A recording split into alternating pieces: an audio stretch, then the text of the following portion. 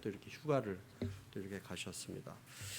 주중에 배혜영 집사님 또 시어머니 장례식이 있었는데 또 장례식도 또 무사히 마쳤습니다. 함께 동행해 주시고 또 함께 자리에 함께 해주셨던 모든 분들, 또 마음을 이렇게 모아주셨던 모든 분들께 진심으로 감사드립니다. 날씨가 무척 이렇게 더운데 우리 앞뒤 좌우에 있는 사람들과 이렇게 인사했으면 좋겠습니다. 더운데 우리 힘내서 잘 이겨내시기를 바랍니다. 한번 이렇게 인사했으면 좋겠습니다.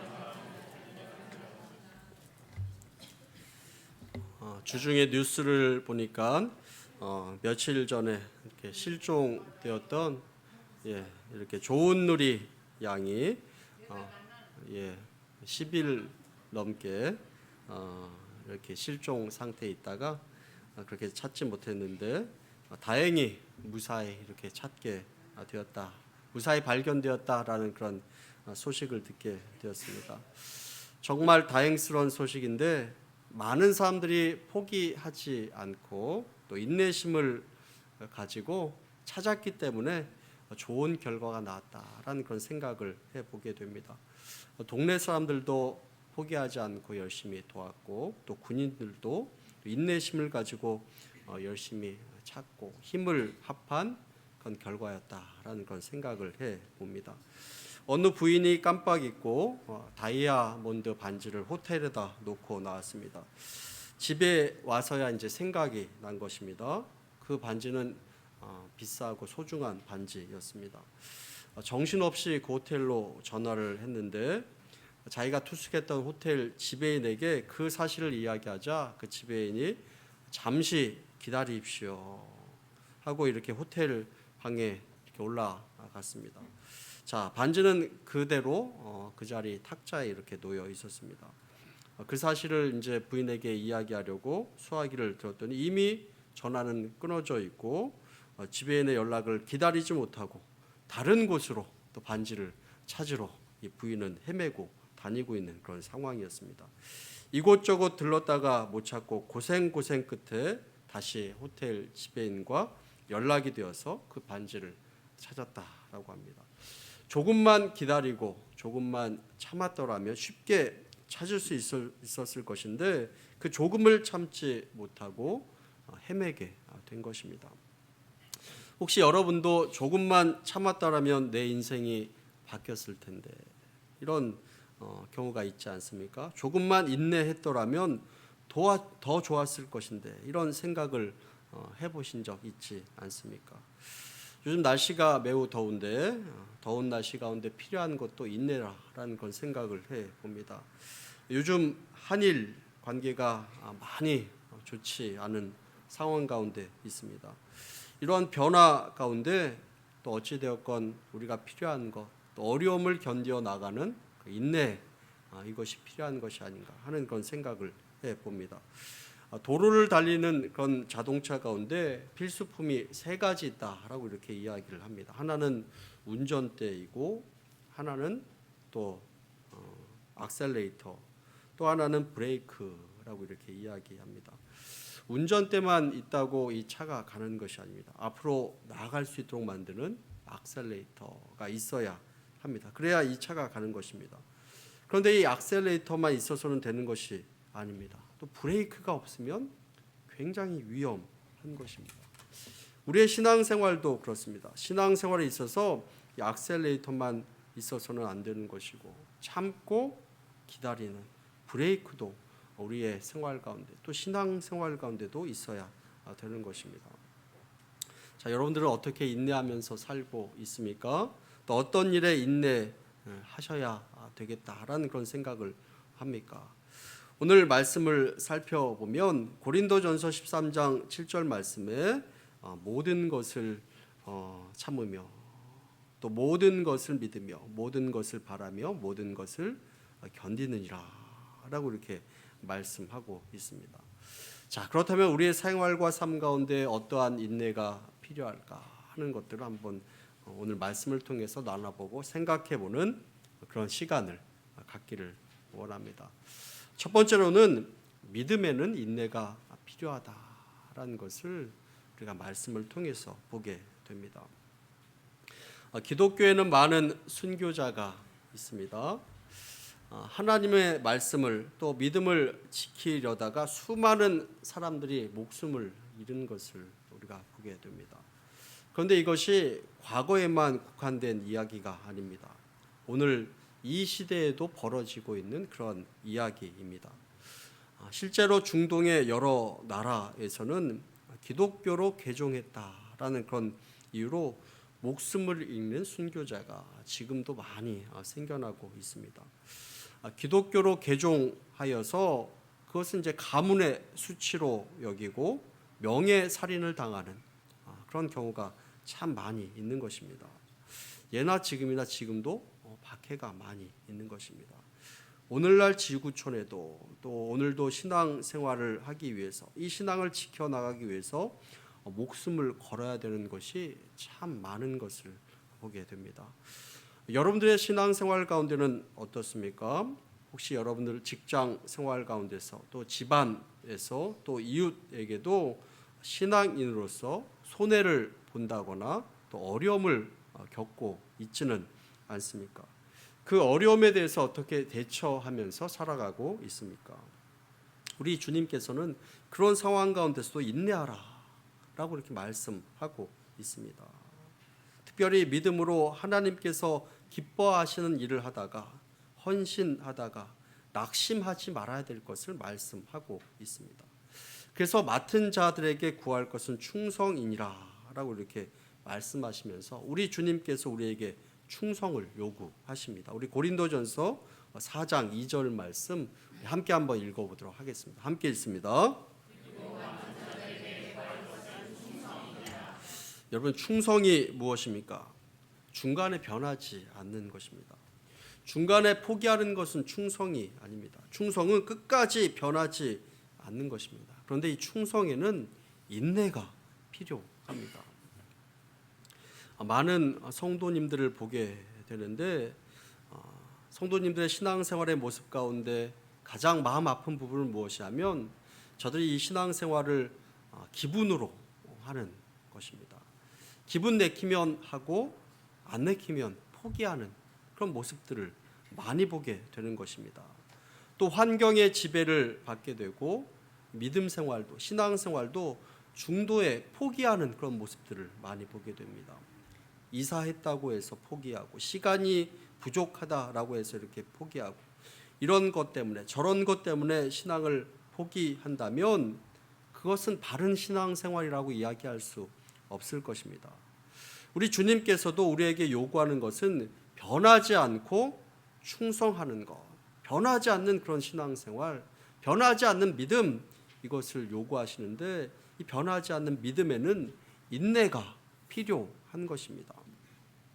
신앙을 가지고 헌신하고 봉사하는 그런 사람들 가운데 그 시작의 모습은 부족한 것 같은데 갈수록 더 아름답게 봉사하고 섬기는 그런 모습들도 보게 됩니다. 그런 성도님들을 볼 때마다 감동하게 되고 감사하게 됩니다.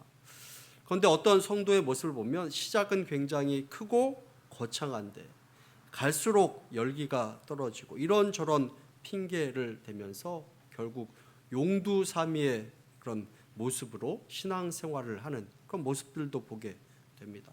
그런 모습을 보면 마음이 아프게 되고 또 신앙생활에도 인내가 필요하고 또 하나님 앞에 충성할 때도 인내가 필요하구나 하는 것을 생각하게 됩니다. 아랍의 속담 가운데 태양만 비추면 사막이 된다라는 그런 속담이 있습니다.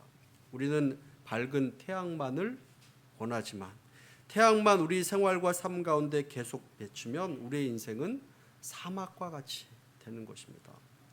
우리의 인생이 촉촉하고 푸르고 성장하기 위해서는 반드시 비가 필요하고 또 우리는 무지개를 좋아하는데 이 무지개를 원하면 이 소낙비와 같은 비도 각오해야 되는 것입니다. 우리의 인생 가운데 어려움이 때로는 찾아올 때도 있습니다. 이 소낙비와 같은 그런 어려움이 찾아올 때도 있고 고통이 찾아올 때도 있습니다. 그런데 그런 아픔과 고통의 소낙비를 맞고 견디고 또 인내해야 우리의 인생이 더욱더 풍요롭고 아름답게 되고 성장하게 된다라는 것을 기억하시기를 바랍니다. 우리의 믿음에도 인내가 필요합니다. 환경이 아무리 어렵고 힘들어도 또 어려워도 주님을 향한 믿음의 인내를 가지고 신앙생활에 나갈 수 있는 저와 여러분들 다 되시기를 간절히 축원합니다. 두 번째로 사랑에도 인내가 필요합니다. 세상의 원리에서 가장 소중한 것이 사랑이라고 이렇게 이야기를 합니다.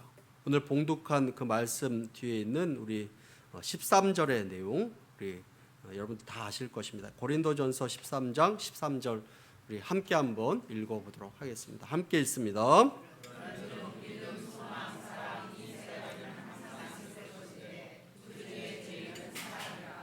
우리에게 가장 소중한 것 사랑이라고 이렇게 이야기를 합니다. 우리의 가정도 가장 건강하게 세워주고 우리의 가정을 아름답게 만드는 것도 사랑입니다. 우리 교회를 아름답게 만드는 것도 사랑이고 우리 사회를 건강하게 만드는 것도 사랑입니다. 그런데 이 사랑을 완성하는 것이 무엇이냐? 바로 인내입니다. 어느 목사님이 주례하실 때 하신 말씀이 전 지금도 생각납니다. 그 내용이 무엇이냐면 결혼 생활은 사랑으로 시작하여서 인내로 살아가는 것이다. 이렇게 이야기를 했습니다. 이제 얼마 안 있으면 결혼하실 우리 이성준 전사님도 마찬가지입니다. 결혼은 사랑으로 시작해서 인내하면서 살아가는 것입니다.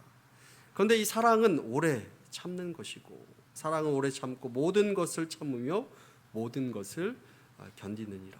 이 사랑의 완성이 결국 인내다라는 것을 말씀하고 있습니다.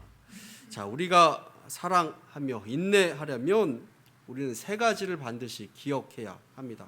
그것이 무엇이냐면 첫 번째로 이 사람은 모두 다 허물이 많다라는 것을 우리는 알고 있어야 되는 것입니다. 허물이 없는 사람은 이 세상에 아무도 없습니다. 그렇기 때문에 이 사랑에 인내가 필요한 것입니다. 이 세상에 완벽한 사람이 없습니다. 좀 괜찮아 보여서 같이 살아가는데 살아가면 더 많은 허물이 보이기 시작합니다. 다들 허물이 많고 부족하고 흠이 많은데 이것이 사람의 모습이다라는 것입니다. 사랑받기에 부족한 모습이 사람의 모습이고 온전한 사람이라면 우리가 다 사랑을 베풀 수 있고 무슨 문제가 있겠습니까? 그런데 사람의 모습은 이 사랑받을 만큼 완벽한 사람은 아무도 없다라는 것입니다. 그럼 불완전한 이 사람을 사랑해야 되는데 그래서 인내가 필요한 것입니다. 수많은 사람들이 이 사랑으로 접근했다가 실망하면서 돌아서는 그 이유가 무엇이겠습니까? 허물이 많기 때문에 그렇습니다. 기대하며 다가섰는데 이 기대가 알고 보니 이것이 무너지게 되는 것입니다. 허물로 인해서 무너지게 되는 것입니다. 자, 그런데 인내하면서 포기하지 말라라고 이렇게 말씀하고 있는 것입니다. 우리 마음 가운데 실망이 생기고 포기하고 싶은 마음이 생길 때 인내해야 되는 것입니다. 왜냐하면 우리 예수님께서도 그렇게 하셨기 때문입니다. 만약에 우리 예수님께서 우리를 사랑하실 때 우리의 허물을 보시면서 실망하셔서 우리를 사랑하는 것을 포기하셨더라면 우리는 하나님의 자녀가 되지 못했을 것이고 우리는 이 자리에서 지금 하나님을 예배할 수 없었을 것입니다. 그러나 우리의 허물에도 불구하고 우리 예수님께서 참으시고 인내하시고 사랑하셨기에 오늘 우리가 이 자리에 있을 수 있는 것입니다. 우리 예수님께서 제자들을 사랑하신 그 모습을 생각해 보시길 바랍니다. 제자 베드로를 어떻게 대했습니까? 예수님이 베드로의 배신으로 실망하셔서 버리셨다면 그 베드로를 버리셨다면 어떻게 되었겠습니까? 이 베드로가 그냥 평범한 사람으로 그의 인생을 마감했을 것입니다. 그런데 우리 예수님께서 그 배신한 그 베드로를 끝까지 찾아가시고 포기하지 않고 인내하시고 참고 그를 품어 주셨습니다. 그래서 3번 그 사랑을 고백할 기회를 주시고 예수님께서 그를 안아주시고 품어 주신 것입니다. 왜 예수님께서 그렇게까지 하셨겠습니까? 인간의 약함을 아신 것입니다. 인간의 허물 많음을 아신 것입니다. 그것을 아셨기 때문에 참고 인내하시고 품으신 것입니다. 사람은 모두 다 허물이 많다라는 것을 우리는 기억해야 합니다. 두 번째로 상대방이 주는 아픔을 우리는 참아야 합니다. 사랑은 인내가 필요한데 그 인내 중에 하나가 내가 사랑을 주는 그 상대방으로부터 오는 그 상처, 공격에 대해서 우리가 인내를 해야 되는 것입니다. 나는 그 사람을 사랑하려고 하는데 상대방은 나를 공격하는 것입니다. 그럴 때 어떻게 해야겠습니까? 나도 그를 공격한다면 우리는 이 세상의 다른 사람들과 다를 바가 없을 것입니다. 나는 상대방을 사랑하는데 공격당하는 경우가 많이 있습니다. 전도할 때도 그렇습니다. 나는 사랑으로 그 사람을 대하는데 진실로 사랑해서 그에게 다가서서 복음을 전하는데 그 사람은 나를 이해하지 못하고 공격당하는 경우도 있습니다. 핍박을 주고 고난을 줍니다. 그러할 때 우리가 해야 될 것이 무엇이겠습니까? 참고 인내하는 것입니다. 성경에 보면 바울과 실라가 빌립보에서 복음을 전할 때 이런 일을 당했습니다. 귀신이 들려서 점을 잘 치는 한 여인이 있었습니다. 이 여인 한 명을 귀신이 떠나게 만들고 고쳐줬는데 이 여인으로 인해서 돈벌이를 했던 이 여인의 주인이 이제 돈벌 길이 끊어지게 되자 이 바울과 실라를 고소하게 됩니다. 이 일로 인해서 바울과 실라가 매를 수없이 맞게 되고 감옥에 갇히게 되었는데 그런 상황에서도 찬송하고 감사하게 됩니다. 그렇게 참고 견뎠던 그 결과가 무엇입니까? 그 감옥을 지키던 간수와 그 가정이 구원받게 되는 것을 우리는 말씀을 통해서 보게 됩니다. 우리 주님께서도 그렇게 용서하셨습니다. 자기를 십자가에 못 박는 그 무리를 향해서 용서하시고 저들의 허물을 용서하여 주옵소서. 자기가 무엇을 하는지 저들은 알지 못함이니이다. 이렇게 기도하시고 계신 것을 보게 됩니다. 여러분, 나를 아프게 만드는 그런 상대가 있습니까? 그런 사람이 있다면 그들 향해서 여러분들 어떠한 자세를 갖고 있습니까? 똑같이 공격하고 있지는 않습니까? 가족들이 나를 힘들게 할 수도 있고 친구가 나를 힘들게 할 수도 있고 아니면 자녀가 나를 힘들게 할 수도 있습니다. 이웃 사람들이 나를 힘들게 할 수 있습니다. 그들을 향해서 어떤 자세를 갖고 계십니까? 참고 인내하고 계십니까? 오래 참으시기를 바랍니다. 그것이 바로 승리의 길이고 그래야 열매를 맺게 되는 것입니다. 세 번째로 분노하지 말고 참아야 합니다. 사람들은 쉽게 분노하고 화를 내고 미워하고 또 절망하는 것을 보게 됩니다. 어떤 사람들은 상대방이 아니라 자기 자신에 대해서 너무 화를 내고 분노하는 그런 모습들도 보게 됩니다. 그것을 참아야 되는 것입니다. 다른 사람들을 향한 분노, 또 나를 향한 그 분노도 참아야 되는 것입니다. 어떤 사람은 내 자신에 대해서 너무 분노한 나머지 자살로서 그 생을 마감하는 그런 모습들도 보게 됩니다. 우리 주님께서도 나를 향해서 참으셨는데 우리들도 나를 향해서 참고 또 다른 사람들을 향해서도 참아야 되는 것입니다. 이웃과 자신을 사랑하는 그 사랑의 마음을 포기하지 말아야 되는 것입니다. 사랑은 오래 견디고 참고 인내함으로 열매를 맺을 수 있는 것입니다. 감리교를 창시한 요한 웨슬리의 어머니 이 수산나 여사는 그 가정에서 자녀들을 경건함과 지혜, 사랑의 교육으로 끊임없이 자녀들을 교육한 것으로 유명한데 자녀가 자그마치 19명이었다고 합니다. 19명의 자녀를 낳고 길렀습니다. 그런데 자, 이 어머니가 이 아이들의 작은 습관 하나를 고쳐주기 위해서 열심을 다하는 그런 모습을 보면서 이 사람들이 이 어머니에게 물었습니다. 당신의 인내심은 참 대단하군요. 어떻게 애들에게 똑같은 것을 지치지 않고 20번씩이나 말할 수 있습니까? 이렇게 말로 물었습니다. 이때 이 수산나 여사가 이 아이들의 머리를 막 쓰다듬으면서 이렇게 대답했습니다.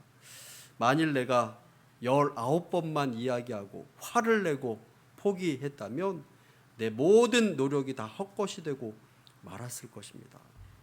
즉 포기하지 않고 인내심을 가지고 아이들을 길렀다라는 것입니다. 그래서 이 19명의 자녀들을 모두 사랑으로 기르고 인내하면서 길러서 아이들을 모두 훌륭한 자녀들로 길렀다라는 것입니다. 사람을 사람답게 만드는 것도 사랑의 인내이고 이 사랑에도 인내가 필요한 것입니다. 자, 우리가 믿음, 소망, 사랑 가운데 믿음과 사랑을 봤는데 마지막 세 번째 이 소망에도 인내가 필요합니다. 자, 여러분들에게는 어떤 소망이 있습니까? 어떠한 꿈, 어떤 비전이 있습니까? 그 꿈과 비전도 결국 인내로 이루게 되는 것입니다. 많은 사람들이 하나님 앞에 기도하지만 인내하지 못해서 기도하다가 중도에 포기하는 그런 모습들을 참 많이 보게 됩니다. 그런데 우리 주님께서도 기도하다가 실망하지 말고 인내함으로 기도하라라고 이렇게 말씀하셨습니다. 자, 미국의 소매상 협회에서 세일즈맨의 거래 실적과 인내심의 그 상관 관계를 이렇게 조사했습니다. 이 세일즈맨에 대해서 이렇게 조사를 한 것입니다. 자, 물건을 팔 때 이 세일즈맨 중에 48%는 단 한 번만 권유하고 포기를 했다고 합니다. 48%의 사람이 단 한 번만 권유하고 포기하고, 그리고 또 25%의 사람은 25%의 세일즈맨은 두 번 권유하고 포기했다고 합니다. 그리고 15%의 사람이 세 번 권유하고 포기하고, 세일즈맨 중에 오직 12%만이 4번 이상 권유를 이렇게 했다고 합니다. 자, 그런데 놀라운 사실은 뭐냐면 이 4번 이상 권유를 하는 이 12%의 세일즈맨이 전체 판매량의 80% 이상을 차지하고 있었다 하는 것입니다. 12%의 이 사람이 80% 이상의 이 판매를 차지하고 있는 것입니다.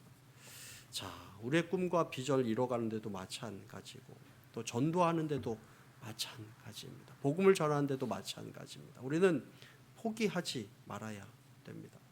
우리 주님께서도 포기하지 않는데, 자, 우리들도 포기하지 말아야 되는 것입니다.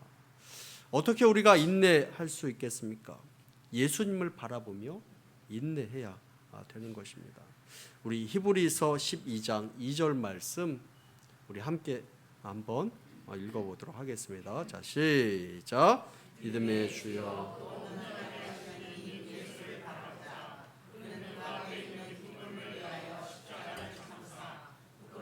개의치 아니하시더니 하나님의 보좌 우편에 계셨느니라. 자, 우리 주님께서 이 십자가를 참으사라고 이렇게 말씀하고 있습니다.